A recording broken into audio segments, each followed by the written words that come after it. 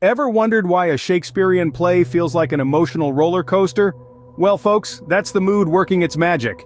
Picture this. You're at a Shakespearean play where the characters are so excessively dramatic, they could give soap opera stars a run for their money. One minute they're crying rivers, the next they're laughing like there's no tomorrow. Seems a bit over the top, doesn't it? Well, this is a perfect example of mood in literature.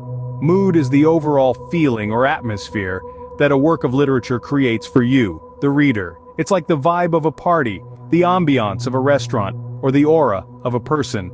And just like our emotions can switch from happy to sad to angry within a single day, the mood in a story can change as well. It's like a literary mood ring, reflecting the emotional state of the story at any given moment. So if you've ever felt like you're on an emotional seesaw while reading, blame it on the mood. Now imagine if Shakespeare's Romeo declared his love for Juliet in a bored, monotone voice.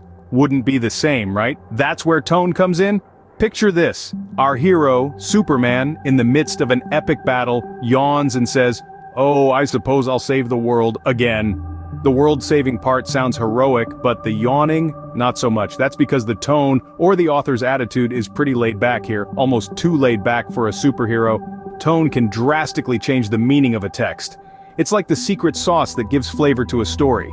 Detecting tone can be a bit like being a detective, looking for clues in the form of word choice, sentence structure, and even punctuation. A single exclamation point can turn a dull sentence into an exciting one. Remember, in literature, it's not just about what's being said, but how it's being said. So now we know, mood is our emotional compass and tone is our attitude adjuster. But what happens when they team up? Imagine this. You're reading a spine-chilling ghost story. The mood is eerie, the shadows are dancing, and the floorboards are creaking. But then the ghost appears and says in the cheeriest voice, "Howdy partner, fancy a cup of tea?" Talk about a mood killer. This is a funny example of how mood and tone can be mismatched, creating a comical effect.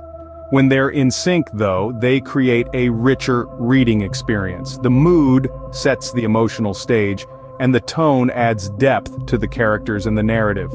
Understanding them not only enhances our interpretation of a text, but also makes reading more enjoyable, more immersive. So next time you're reading, remember to check the mood and tone. It's like going to a 3D movie, but without those silly glasses.